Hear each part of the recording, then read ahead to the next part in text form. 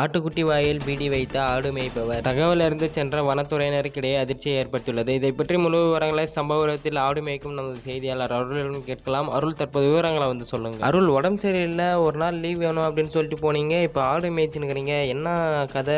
இதை பற்றி முழு விவரங்களை சொல்றீங்களா எங்களுக்கு? ஐயோ, அதை ஏன் கேக்குற? சரி, ஓகே. இத்துடன் செய்திகள் முடிவடைந்தன.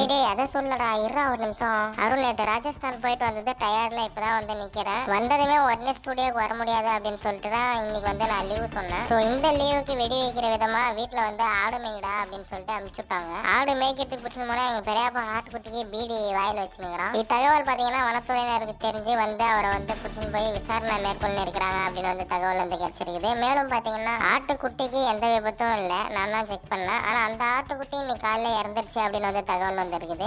அதானே பார்த்தேன். உயிரோடு இருந்தாதான் ஆச்சரியப்படணும், இறந்துட்டா அதுல ஆச்சரியப்படுறதுக்கு ஒன்றும் இல்லை. ஐயோ, சொல்லக்கூடாதுன்னு இருந்ததெல்லாம் பழக தோசத்துல சொல்லிட்டுனே